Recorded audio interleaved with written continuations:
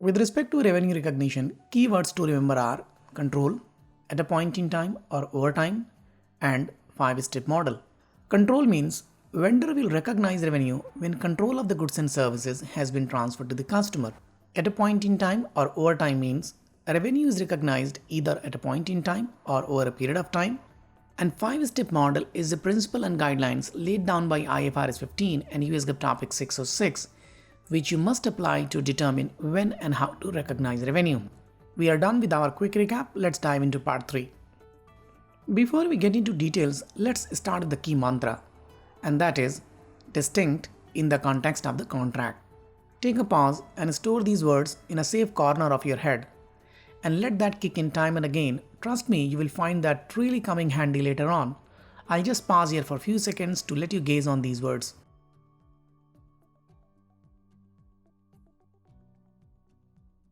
Reason I emphasized distinct in the context of the contract because you need to identify distinct goods and services that you have promised to deliver to the customer in the contract. Each distinct goods and service promised in the contract is a separate performance obligation.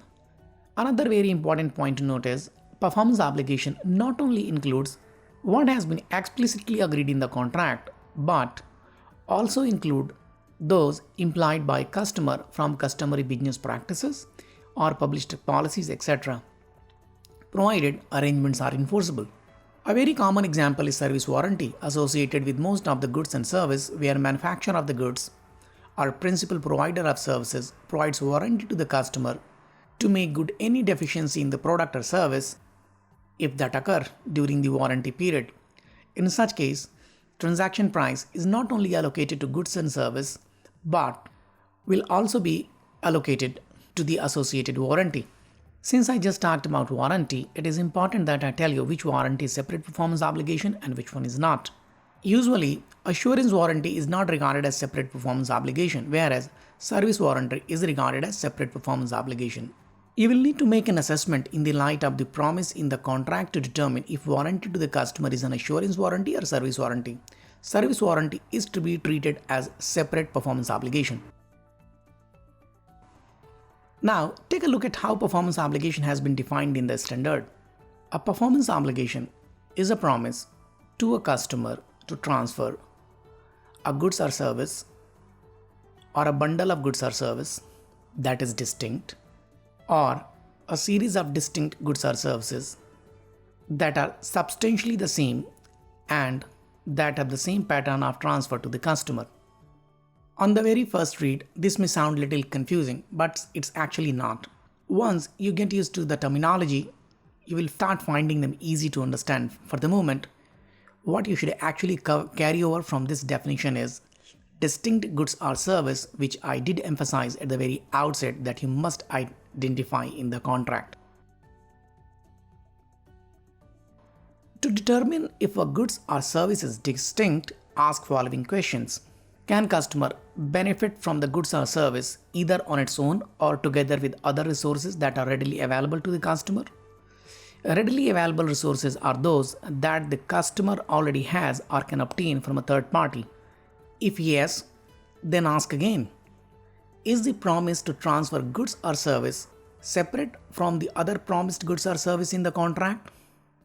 If yes, then goods and or service is distinct, and if no, then goods and or service is not distinct. And in this case, you must group goods and services into bundles until they become distinct goods and service, or say distinct performance obligation. It is possible that you may end up combining all goods and services as a single performance obligation in the contract. So crux of the story is you must identify each distinct performance obligation in the contract regardless of whether specifically agreed in the contract or implied by customary business practices, stated policies, and so forth. You will need to apply judgment and consider all relevant facts and circumstances in order to determine if goods or service is separately identifiable from the other promised goods or service in the contract. The objective is to determine whether the nature of the promise within the context of the contract is to transfer each goods or service individually, or instead to transfer a combined output to which the promised goods or services are just inputs. Following example will clarify how to identify separate performance obligations in the contract. You signed an agreement with ABC company to set up cooling system at their office. You also agreed that you will procure all materials and services needed for setting up of the cooling system. In this contract, expectation of the customer is you will procure all air conditioning unit, you will procure all other material and accessories like wire, switches, etc. Engage technician to do the setup, and after setup is complete, cooling system will be up and running. Air conditioning unit, wire, switches, services of technician are all distinct goods and services by itself. However, in the context of the contract, they must be combined together to determine the performance obligation.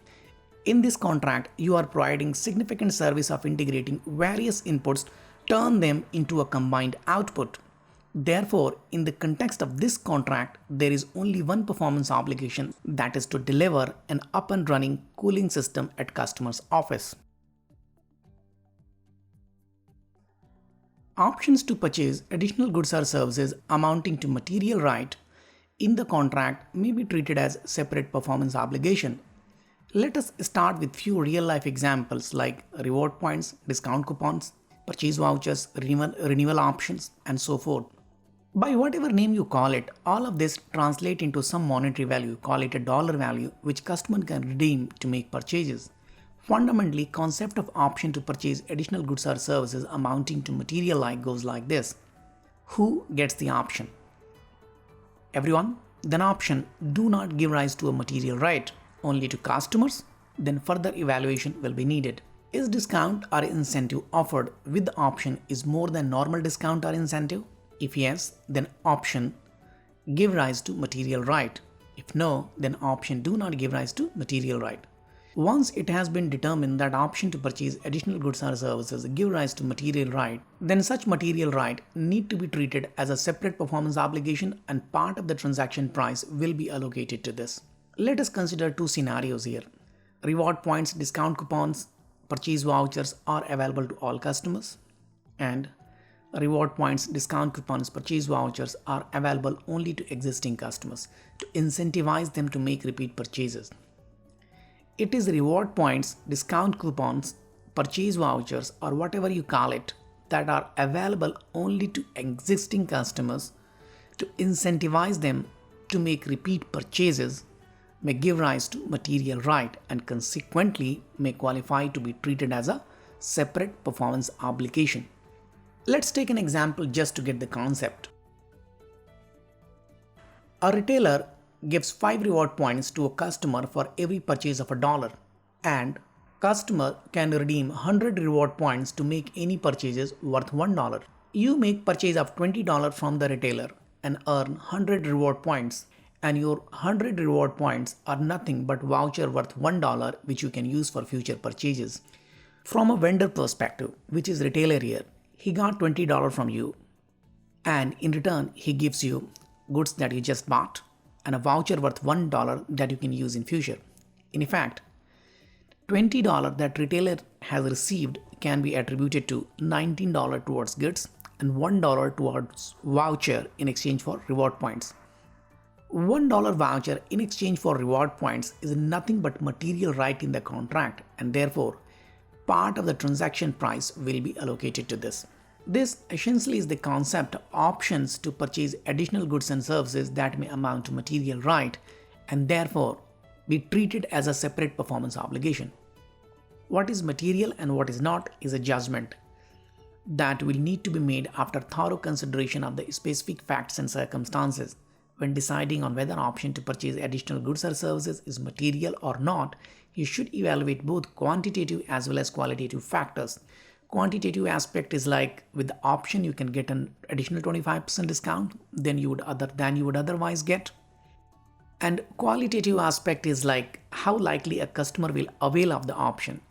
25% discount appears to be significant on its own, but when evaluated alongside customer behavior, you found out that 25% discount doesn't appeal to the customer to make incremental purchases. So in this case, after evaluating both quantitative and qualitative aspect, we may conclude that option is not material. Facts and circumstances in each contract can vary widely, and therefore Evaluation on a case-by-case basis is needed to determine if option to purchase additional goods or service represent a material right or not. So, what we can infer from our discussion, once an option qualified to be a material right in the contract, then material right will be treated as a separate performance obligation and consequently part of the transaction price will be allocated to this material right. Fundamentally, this is the concept, but there will be multiple variants of this. By variant, I mean a scheme of reward points, a structure of the future discount, variety of renewal options, likelihood of exercising options, etc. Depending on the attribute of each variant, element of material right in the option will vary accordingly. Let us look at one example to illustrate this point. A footwear store is running a following scheme. Buy any pair of shoes for $150 or more and get 50% discount coupon for your next purchases of up to $150 made within the next 45 days from the date of original purchase. A store normally runs 20% discount on all products all the time on repeat purchases.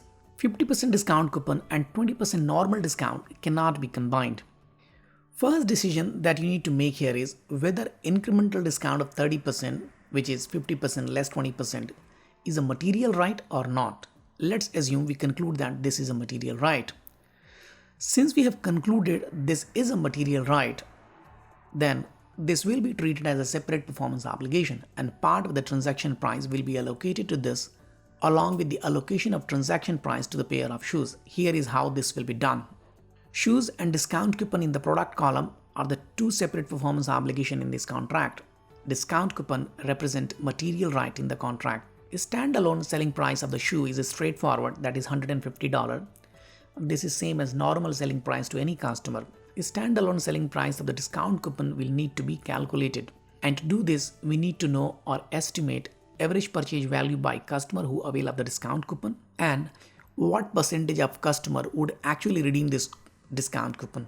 Say, average purchase value by a customer who avail of the discount coupon is $100 and 60% of the customer is expected to redeem the discount coupon.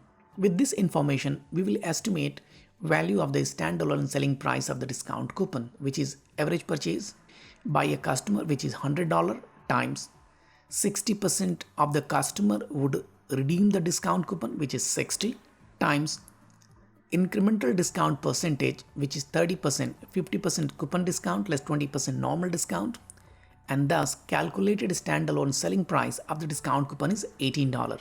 Allocation percentage is the percentage of a standalone selling price of each performance obligation to the total value of performance obligation in the contract. So calculated allocation percentage of shoes is 89.3% and of discount coupon is 10.7%. Now the transaction price will be allocated to each performance obligation in the ratio of allocation percentage, and thereby allocated transaction price to shoe is $133.9 and to discount coupon is $16.1. $133.9 allocated to shoe will be recognized immediately as a revenue, and $16.1 allocated to discount will be deferred and revenue will be recognized only after discount coupon has been redeemed or after time to redeem the discount coupon has expired. In summary, option to buy additional goods or services in the contract that amount to material right may be regarded as a separate performance obligation, and therefore part of transaction price will be allocated to this material right also. Final thoughts. You must identify separate performance obligation in the contract. This is critical because nature of performance obligation will decide if revenue is to be recognized at a point in time or over time. Separate performance obligation means distinct goods or service in the context of the contract. Let us go back to our earlier example. You agree to set up a cooling system at customer office. To set up the cooling system, you will need aircon, wires, switches, ducts, and so on. All of them were distinct on their own, but in the context of the contract, you need to assemble them together to deliver an up and running cooling system at customer's office. So in that case, distinct performance obligation in the context of the contract was an up and running cooling system at customer's office. Performance obligation not only include goods or service explicitly agreed in the contract, but may also include what is implied by customary business practices or stated policies of the vendor, etc. Say in our example of setting up cooling system at customer's office, it is a normal business practice that free maintenance service is provided for at least 3 years. So in this case, maintenance service will have to be identified as separate performance obligation and part of transaction price will be allocated to this. Option to purchase additional goods and services at a price lower than the usual selling price may give rise to material right in the contract. What is material and what is not will need judgment in the light of the facts and circumstances of the transaction, and you should do both quantitative as well as qualitative evaluation in order to determine if option to purchase additional goods or service give rise to a material right. Once established material right exists, then material right will be regarded as a separate performance obligation and part of the transaction price will be allocated to this. And revenue from material right will be recognized after option has been exercised or after deadline to exercise the option has expired. Okay, so this concludes part 3. In the next video, we will discuss how to determine transaction price. Thank you so much for watching and stay tuned. We'll see you soon in the next video. Thank you.